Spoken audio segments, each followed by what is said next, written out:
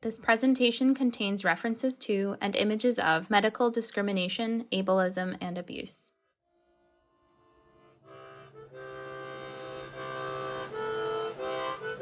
My voice is important. I've been living here 11 years now. A good doctor would be friendly and kind of tell you exactly what you need to do to stay well in communication. Past didn't treat me right, you know what I mean? I said, look, that hurts. And I was reaching to get my call button, call the nurse, and he grabbed it away from me, out of my hand. Go ahead, Charles, your turn. That's being aggressive. I don't like those kind of doctors, you know? Be kind and gentle and not be rough and grab things out of my hands.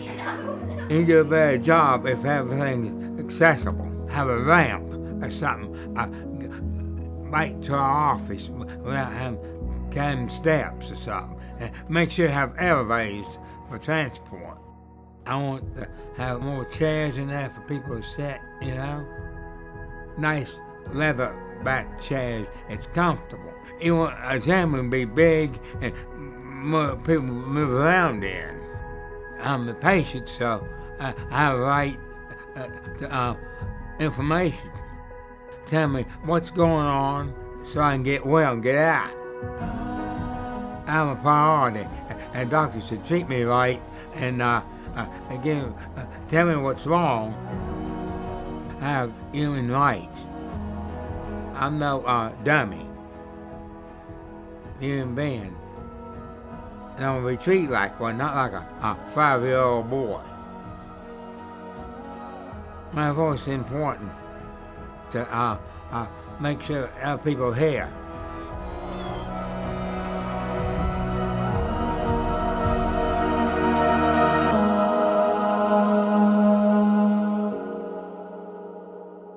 Hello, and thank you for joining us for My Voice, a project sponsored by the DC Developmental Disabilities Council and created by L'Arche Greater Washington, D.C. My name is Eva Elizabeth Chisholm, and I have the privilege of serving on the leadership team at L'Arche Greater Washington, D.C. The goal of My Voice is to amplify the voices of people with intellectual disabilities within the healthcare system and to provide practical tools to practitioners, students, and advocates. People with intellectual disabilities have a history of being ignored and neglected by society. In particular, the institutionalization of people with intellectual and developmental disabilities, or IDD, led to many human rights abuses. State-run institutions were understaffed and overpopulated, and abuse and neglect of residents was prevalent. At the height of institutionalization in 1967, over 194,000 people with disabilities lived in state-run institutions. The Willowbrook State School, an institution for people with ID in New York, is an example of the widespread abuse and neglect at state-run institutions. Willowbrook was filled to more than double its capacity, resulting in extreme overcrowding, neglect, and unsanitary conditions. At Willowbrook, residents were used for medical experiments and frequently given injections against their will. It is estimated that close to 100% of Willowbrook residents would have tested positive for hepatitis, as many of the residents were used as test subjects for the disease without their knowledge or consent. We have a situation that borders on a snake pit, and that the children live in filth. But many of our fellow citizens are suffering tremendously because lack of attention, lack of imagination, lack of adequate manpower. There's very little future for the children or for those who are in these institutions. It is easy to see why some people with IDD experience extreme discomfort and anxiety in clinical settings. Due to our nation's shameful history of institutionalization, people with IDD have frequently been silenced, forgotten about, and abused, particularly in clinical settings. The disability rights movement, guided by people with disabilities themselves through organizations such as the ARC, Special Olympics International, L'Arche International, and many others, has focused on amplifying the voices of people with IDD since they have too often been silenced. The goal of this project is to continue on this path by bringing the voices of people with IDD to future doctors and clinicians. By asking yourselves questions about how you, as a healthcare provider, can be more inclusive and accessible, you will learn to create a better experience for both you and your patients, those with and without IDD. Founded in 1983, L'Arche Greater Washington, D.C. is a community of people with and without intellectual disabilities sharing our lives together. We celebrate the unique value of every person, recognizing and accepting our need for each other. L'Arche's mission is to make known the gifts of people with intellectual disabilities, revealed through our mutually transforming relationships. To accomplish our mission, L'Arche supports community life in 2 homes in Washington, D.C., and 2 homes in Arlington, Virginia, that together support 14 members who have intellectual disability, known as our core members, those whose presence is at the heart of our homes. L'Arche also welcomes assistants to our homes who engage in daily life alongside core members through relationship and companionship, providing support with social, emotional, and medical needs. The assistant-core member relationship is at the heart of what makes L'Arche a unique and irreplaceable resource for DC area residents with developmental disabilities. By inviting people into our community and by going out to engage in our neighborhoods, we are building a more human society, one where we celebrate the gifts of people with intellectual disabilities and normalize their daily participation in civic and community activities. L'Arche is dedicated to the My Voice project because we come from the perspective of accompaniers. Assistants and core members together prepare for appointments, considering how to best share symptoms or health updates. Together, they prepare the questions to ask, talk through the reason for particular tests or appointments, and walk through each step of the process. At the heart of this preparation is the core member's voice. Assistants may prompt and at times may include some additional observations, but their role in that space is to amplify the voice of the patient and to support doctors, nurses, and other professionals in listening to that voice. Over the many years of life we have shared in community, L'Arche has witnessed joys and struggles that core members encounter in healthcare settings, the visible and invisible barriers that often exist, and the ways that together we can work to address them.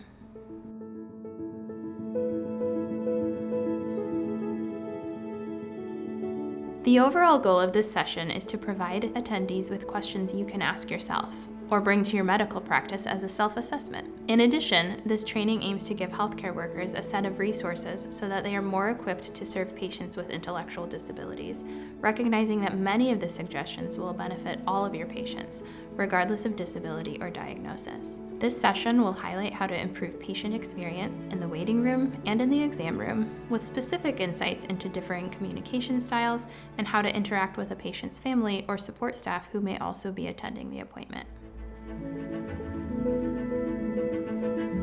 Before discussing specific strategies to use when serving patients with IDD, it is crucial to understand what intellectual and developmental disabilities are. As defined by the CDC, a developmental disability is a group of conditions that are due to an impairment in physical, learning, language, or behavior areas.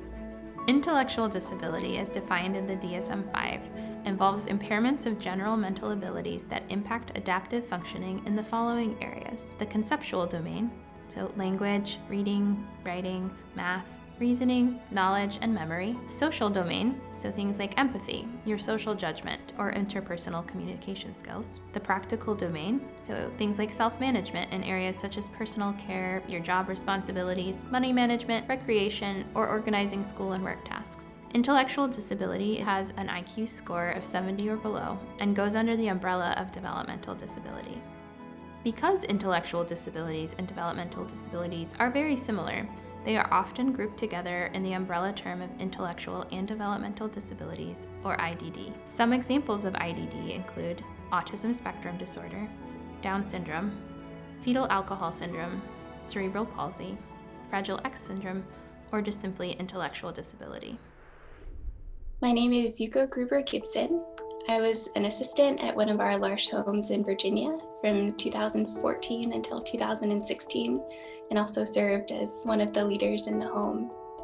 I then went to medical school in South Carolina from 2016 until 2020, and this year started my residency training as a family medicine resident in Pittsburgh, Pennsylvania.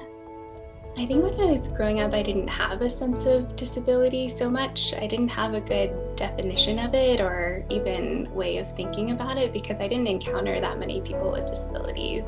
I had a much better understanding after being at L'Arche that our abilities are really affected by our environments and the supports that are given to us. A person who may appear to have a disability, for example, someone who's in a wheelchair and can't get into a building because of that physical restraint.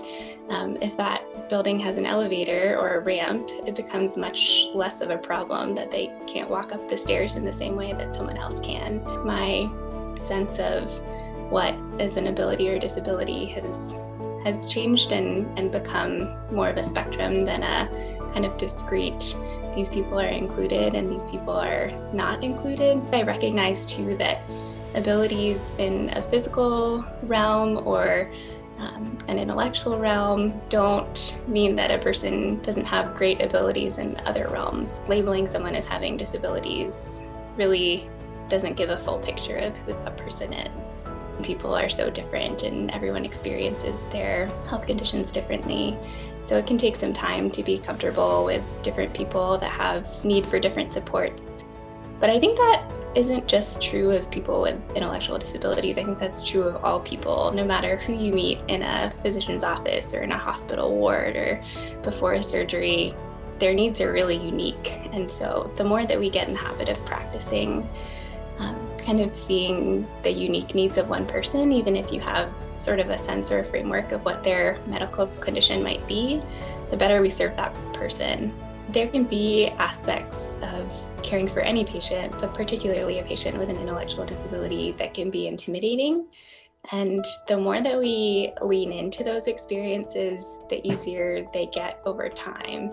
And I think, again, this is true of any patient. If a patient comes in with a long list of psychiatric diagnoses or even a long list of cardiac diagnoses that you're not particularly familiar with, any of that is scary. But the earlier that we kind of try to be curious about them and learn more about those conditions, and the more that we learn to be curious about what a particular person needs and what is most important to them, I think the better care that we're able to take of that person.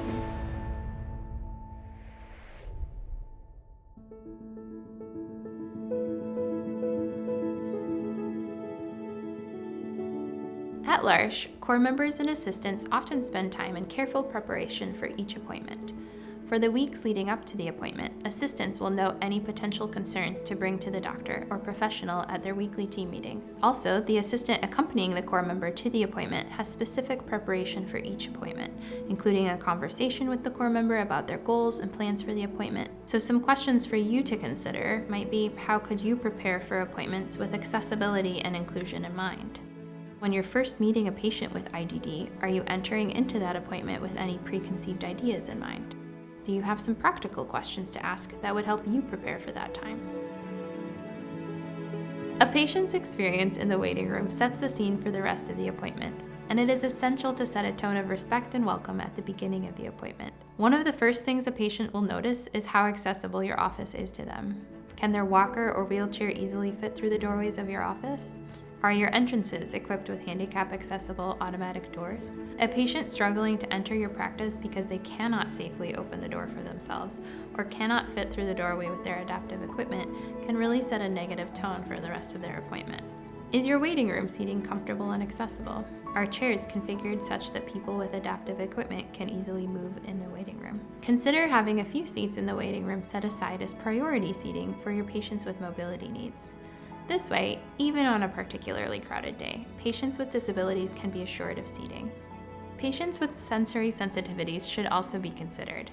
Your patients with autism spectrum disorder in particular may show heightened sensitivities to noise, visual stimuli, and tactile stimuli. According to some studies, between 69 and 95% of people on the autism spectrum struggle with sensory sensitivities. This means that music and television programs in waiting rooms that might seem unobtrusive to the average patient may be overstimulating and even sometimes painful for some patients. The experience of sensory overload can be anxiety-inducing. People experiencing sensory overload are often extremely uncomfortable and may exhibit this discomfort verbally or with their body language, by covering their ears or yelling or engaging in repetitive motions.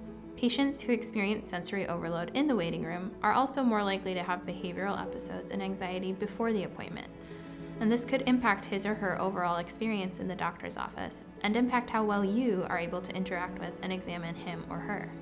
If you know a patient is prone to sensory overload, think about how you can make your waiting room more accessible to him or her by turning down the volume on the TV and radio, or trying to limit their time in the waiting room.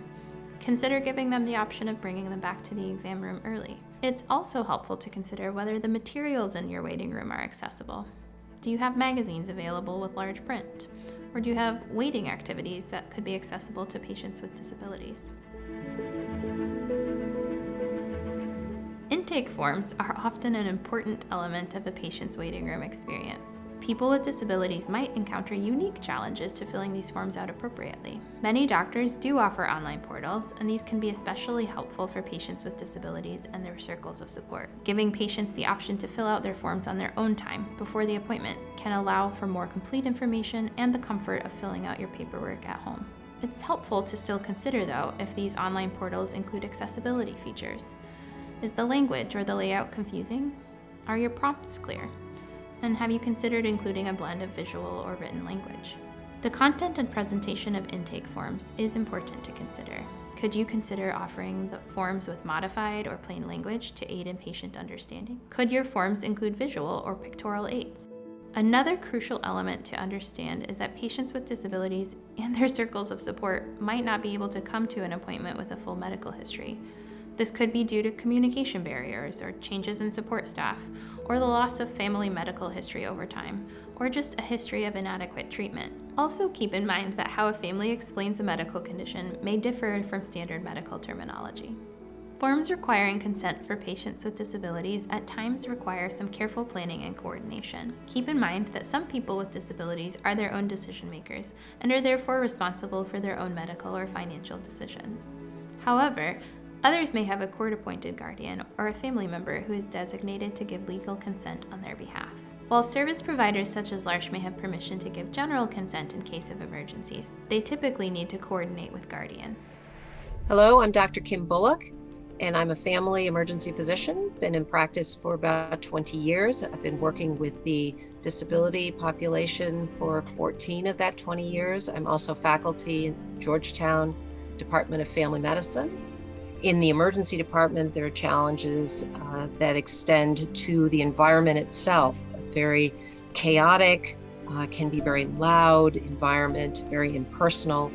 And so working with individuals with disabilities, I think, is very similar to working with anyone, where there's the challenge of being able to structure that time so that you can focus that attention specifically on the patient in front of you.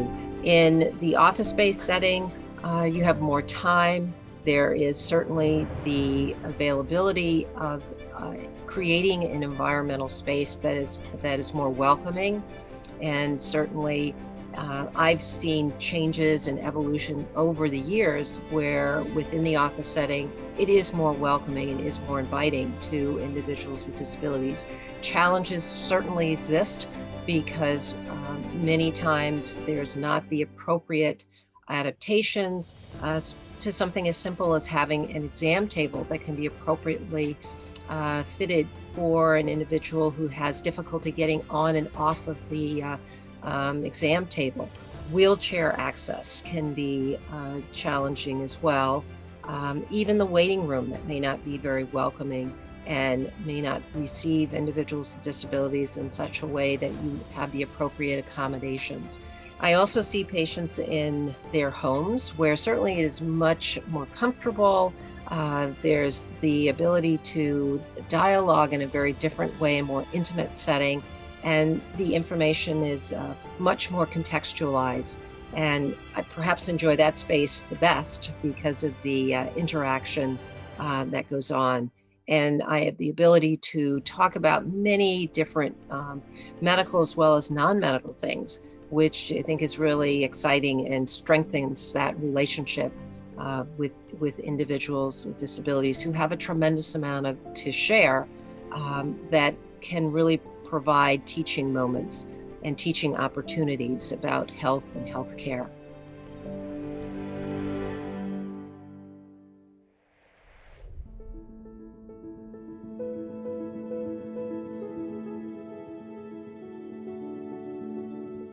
Accessibility is very important in the exam room. Firstly, exam rooms often don't accommodate wheelchairs, so check to make sure that all of your exam room doorways are wide enough to allow a wheelchair or walker to pass through comfortably. In addition, think about the design of your exam rooms and ask, are there any unnecessary chairs crowding the room? Exam tables are also not always physically accessible, and it can be difficult for people who use wheelchairs, walkers, or may have experienced falls or have balance issues to get themselves safely on and off an exam table. It is often helpful to consider the option of doing an examination from a chair. One of the core members in our home at 6th Street needed a cardiac test, like a heart study, and this core member had some trouble laying flat on a table, and so that was a really scary experience. And initially, that's how this test was planned to be done, and it almost didn't happen because it was so scary to lay down flat on that table. And the physician that was ordering the test said, we do plenty of these tests in people that can't lay flat, and so there are ways that we can kind of adapt this test to be done sitting upright in a chair. And that was a really, I think, simple, ultimately, for the physician's office change to make, but it made a huge difference in actually getting this test done for that core member. And so that's something that I often think about. Medical professionals should also consider the accessibility of the instruments they use. This includes things like scales, height measurements, and thermometers. Consider having a scale fitted with handlebars for easy access for people with mobility concerns, or a forehead or ear thermometer that could be preferable to some patients with sensory sensitivities. It is often a good idea to ask the patient or their support staff how they usually take their height, temperature, and weight at home. In light of the coronavirus pandemic, telehealth has both opened up opportunities and presented challenges in terms of accessibility. Virtual space has enabled safe visits from the comfort of our own homes. Physical barriers are less of a concern when you can enter a space on your own terms. At the same time, we've all been experiencing the learning curve as more and more providers offer the option of telemedicine. Some helpful things to keep in mind include your lighting. Can your patient clearly see your face, or are you backlit? Patients with hearing impairments or those who may process verbal communication more slowly really benefit from having a clear view of the speaker's mouth. Also think about the volume, your tone of voice, and your enunciation. We've all experienced a lag or delay on virtual platforms, and speaking more slowly and offering more frequent pauses can help minimize the experience of talking over each other or not getting the full message. And think about the virtual platform itself. Consider offering a brief training guide or a how-to guide to your patients on your webpage. This can really help ease some of the emotional stress and frustration that comes with learning new technology. It is also important for doctors to keep communication needs in mind in the exam room. It may be difficult for some of your patients with disabilities to rate their pain according to a numerical scale. It can be helpful to use alternative methods of rating pain, such as an emoji scale, or asking questions such as, what does it feel like, as opposed to, what number are you on a scale from 1 to 10? Pictorial aids can also be helpful to get a read from the patient on where on the body they are experiencing pain, or asking them the types of fruits and vegetables they like to eat, or the types of exercise they participate in, or even the methods of medication administration that they prefer. In addition to using pictorial aids, it may be important to pose a series of yes or no questions to gain clarity on how your patient is doing. For example, asking, does your arm hurt, or do you have pain somewhere, instead of asking a more broad question of, where does it hurt? If you're feeling unsure of how to communicate best with a patient, ask them directly or reach out to their circle of support. It's also important to express to your patient that you're having a hard time understanding them, so everyone can ensure better communication. Don't be afraid to ask questions or acknowledge if you don't understand. I had one patient who was finding it very difficult to communicate. It was an individual who was on the spectrum, and I noticed that he had some pictures that he came in with him. And so instead of addressing the physical need, what I did was inquire about the pictures. And boy, was he happy to bring those pictures out and show me his family and his dog and various activities that he just wanted to describe. So once we got through that step, we were able to then circle back and talk about what his needs were in terms of his physical presentation. But I think framing and setting the tone is so important, and by being observant and seeing that those pictures were the key that unlocked the door towards the rest of the history, physical exam, and his visit was so important.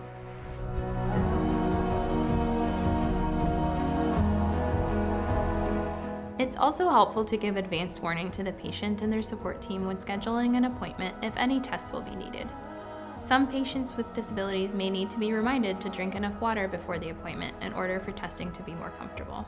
When you're prescribing a new medication to a person with a disability, it may also require some additional consideration. Before prescribing the new medication, please thoroughly check with the patient, their circle of supports, and past medical records. It is important to consider other meds they may have been on and their response to similar medications in the past. Many people with IDD take daily medications that need to be considered when prescribing new medications. People with IDD may be less able to remember or communicate an adverse drug reaction than your other patients. And additionally, support staff might only have a limited medical history of the patient.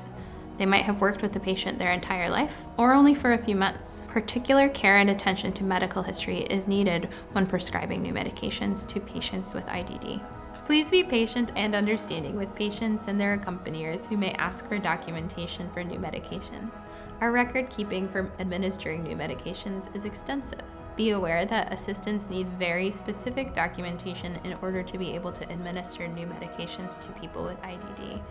This includes specific guidance on dosing, timing, and the duration of the medication, as well as the reason the medication is being prescribed. If this information is not provided in writing on the medication label, it results in us not being able to administer the medication until the prescription is modified. So being specific, clear, and detailed on the first prescription saves time and allows patients to begin treatment faster. Assistants need specific prescriptions and written orders in order to administer PRN or over-the-counter medications as well.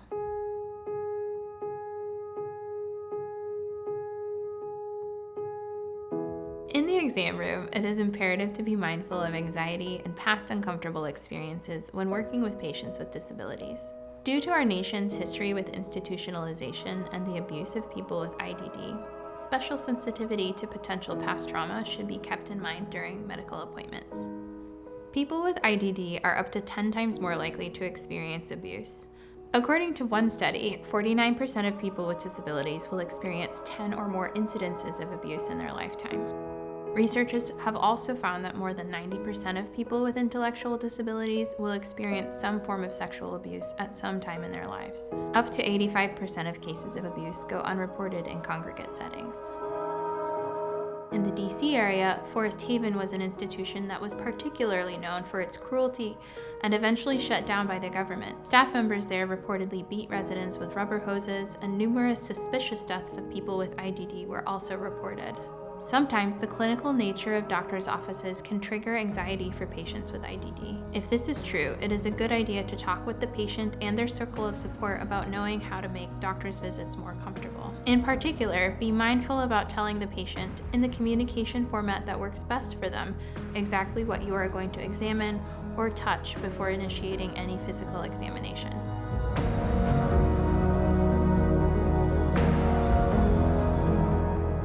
Eye contact is important for establishing trust and connection with your patient, especially your patient with a disability. Body language communicates wants, needs, and the feelings of your patients.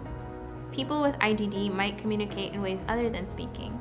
And remember, behavior is a form of communication. For example, a person with IDD might not tell you about pain or discomfort, but it might be evident from the way they favor one foot or their arm or leg over another, or their facial expressions. Be attentive to body language for signs of discomfort or anxiety. Ask the patient or their accompanier if you are unsure of what a patient might be trying to communicate to you. And again, it is okay to acknowledge your own uncertainty. If you feel like you're not communicating well, acknowledge that and ask for support. Word choice matters to people with IDD. Please do not talk down to people with IDD or use baby talk. It is offensive. While you may need to talk more slowly or use simpler vocabulary for some patients, You should be attentive to your tone and voice and treat people with IDD in a manner consistent with their age. Speak to the patient and not just about them. Just as you would not address any other adult patient as honey or sweetheart or precious, you should not use these names in talking with or about people with IDD. Use correct terminology when referring to a person with IDD's disability or medical condition, and adhere as much as possible to person-first language.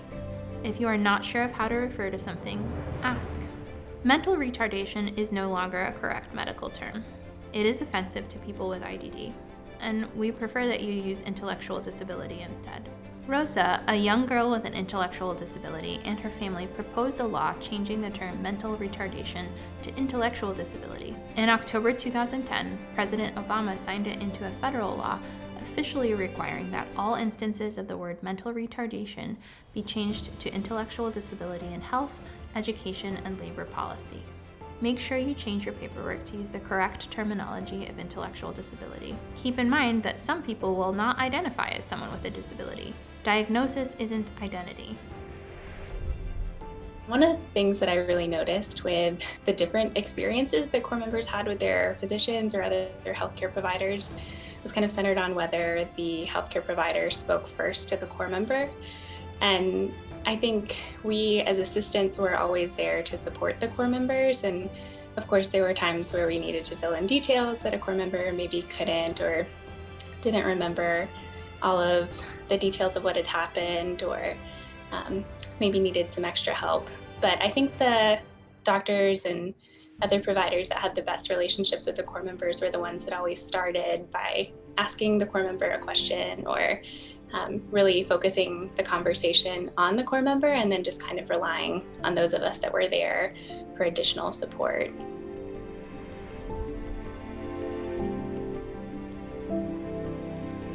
Talk with the patient, not about the patient. The patient is the most important person in the exam room. Make sure that all talk of patient health is directed first to them and to the patient and their supporters as a team, not just to the supporters or assistant. Again, set goals with the patient, not for the patient. Engage people with IDD when setting goals for their health. There is a long history of other people deciding what to do and how to do it for people with disabilities. Choice is important. People with disabilities want to be heard, and their priorities may be different than your own. Goals are often set for weight management, exercise, nutrition, medication, or treatment, and it is crucial to include patients with IDD in these conversations. My name is Arlene Schofield, and I've been in Large 30 years. When I get ready to go to the doctor, they get my books out, and I can go to the doctor. I like them because I can go see them. I can talk to my doctor about if I'm getting sick or something. They help me if I have a cold, if I had my back hurt. They done good. They done really good for me. I was a little nervous this morning, and I was gonna get a shot and a needle, so I got both today. It's frustrated going to the doctor because I know I gotta get another test. I like when they tell me things to do. The good doctor is when the patient come in, get attention to him, and that way he'll be calmed down. Time and attention from my doctor. My voice is important. Let people know that I need help, and I'm a core member.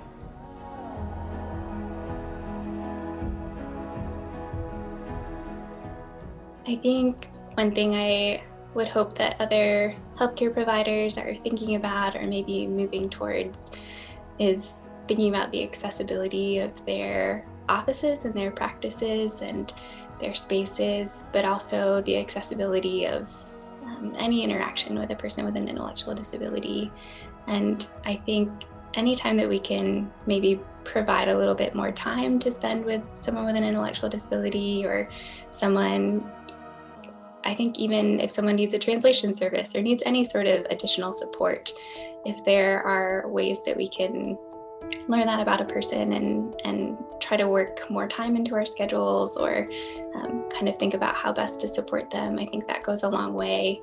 A person with an intellectual disability may not need many more services. They may just need a little bit more time to have a conversation or do a physical exam, or do the things that we would maybe do on a faster time frame with another patient. So I think if it's possible to think intentionally about how our practices are set up to make time for that, then I think that goes a long way. We all bring such diversity of culture, of language, of experience, and being able to connect that to the problem that you're addressing at hand, I think is part of the art of medicine.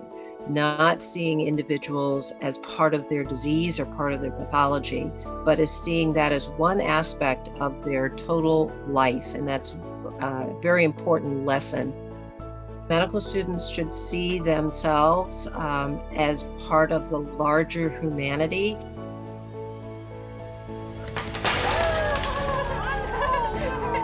They will learn from individuals with disabilities, and it will shape their practice.